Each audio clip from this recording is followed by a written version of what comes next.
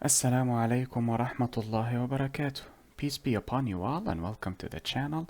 In this video we will cover the definition of abstraction before we actually move on to abstract classes and interfaces. They are interconnected, but they are completely different. However, they do share one aspect, which is abstraction, which we will cover in this introductory lecture. Then inshallah we will move on to abstract classes, then interfaces, and we will end this sub-series with the differences between abstract classes and interfaces. But before we begin, بسم الله الرحمن الرحيم الحمد لله رب العالمين والصلاة والسلام على أشرف الأنبياء والمرسلين سيدنا محمد وعلى آله وصحبه ومن تبعهم بإحسان إلى يوم الدين وارض اللهم عنا معهم أجمعين اللهم آمين. اللهم صل على محمد وعلى آل محمد كما صليت على إبراهيم وعلى آل إبراهيم وبارك على محمد وعلى آل محمد كما باركت على إبراهيم وعلى آل إبراهيم في العالمين إنك حميد مجيد. We begin in the name of Allah, the most merciful in this life and in the hereafter. And we thank Him for all of His blessings that He has bestowed upon us, for they are innumerable. And we pray that we follow in the footsteps of Prophet Muhammad, peace be upon him, and his companions. Amen.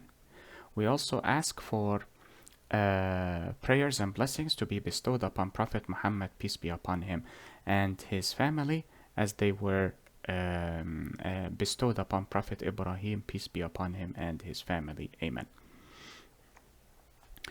So, firstly, we will define abstraction. Then we will see the different types of abstraction that we have before we end today's lecture. Bi'idhnillah. Abstraction is separating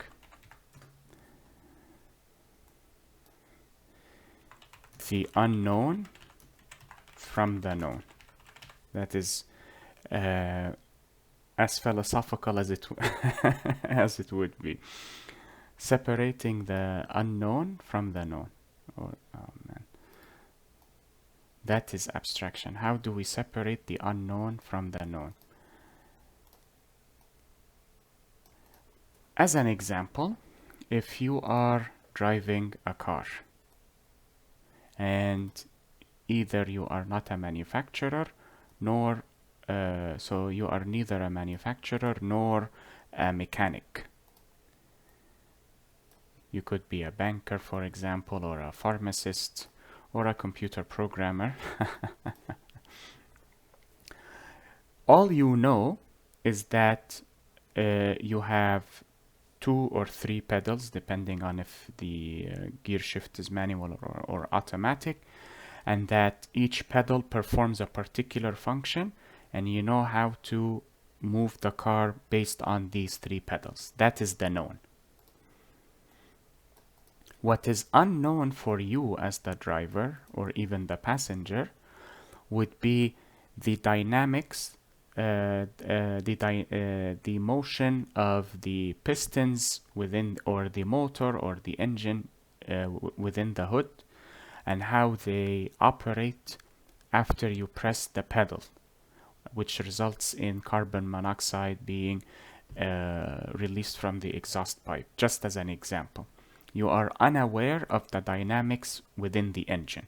When you press on a pedal or when you press on a brake, you are unaware of the hydraulic system used and the oil that releases the pressure, or rather conducts the pressure to the what were they called in English again? Brake calipers, I believe, that press on the or press against the tire to slow down the car. Well, not exactly the tire, but the metallic circle within. I do not know names in English for these parts. I know them in Arabic. So you are unaware of the implementation. You do not know the implementation. What you have is the appearance.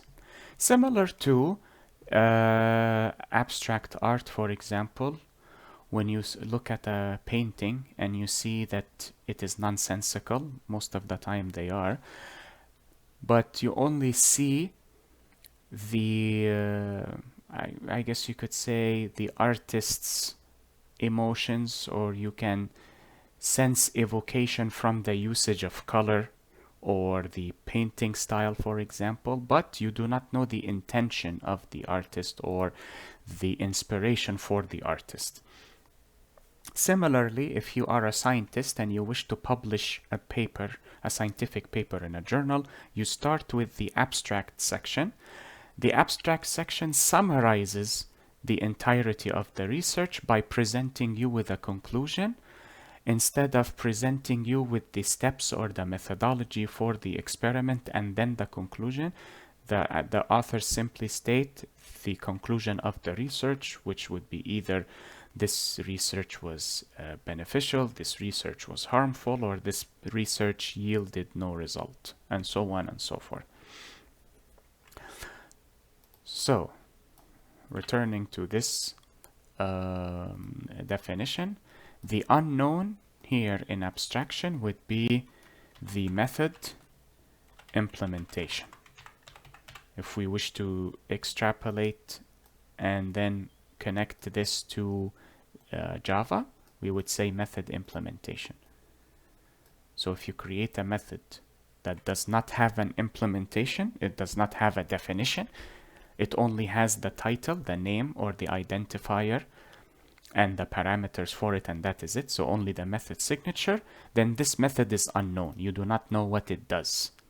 So you are abstracting that method. What is known to you? This would be, perhaps I should push it here then. Method identifier, or name, or signature. Well, definitely the signature, because if you have certain arguments, parameters, sorry, for the method, you should know that as well. So what is known for you is this in abstraction, or at least in Java abstraction. You know this. You know the name of the method and the parameter list for it, if it has any, and the return type, of course. What you do not know in Java abstraction is this. Of course, we will cover examples, but these examples will be saved to the respective lectures of abstract classes and interfaces, bi'idhnillah, and God willing. Okay, now we know the definition. Let us check the different forms of abstraction that we have in Java. We have two forms. We have partial abstraction, so incomplete abstraction, which means that there will be a mixture of methods that are unknown and methods that are known. So the regular methods that we have been creating, these are known methods. They do have the implementation, but they will also contain methods that are unknown. You do not see a body for the method. So we will say here partial abstraction, and this involves two types of methods, which is why it is partial, because you can have both types of methods.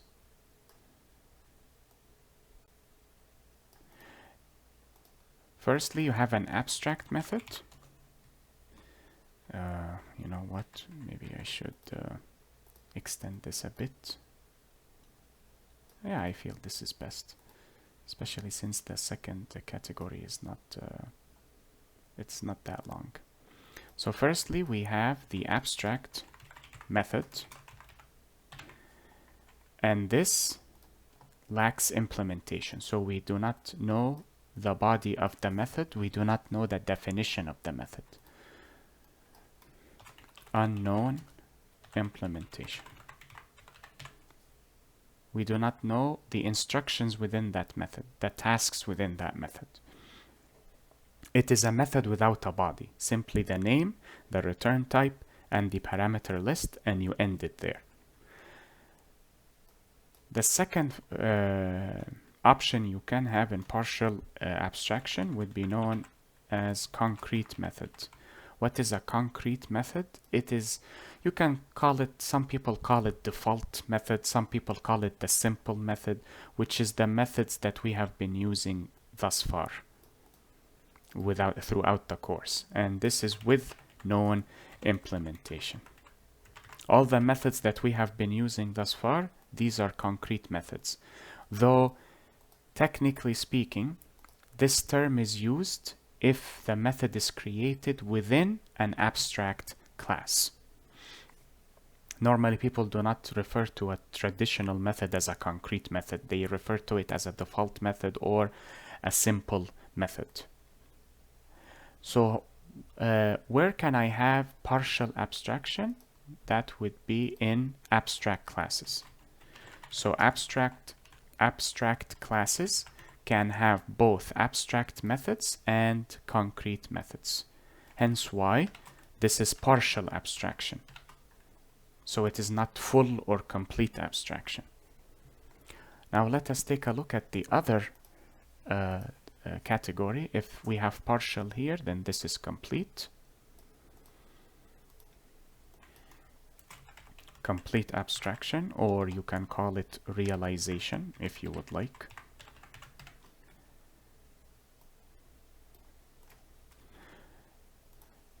And this can only have abstract methods only.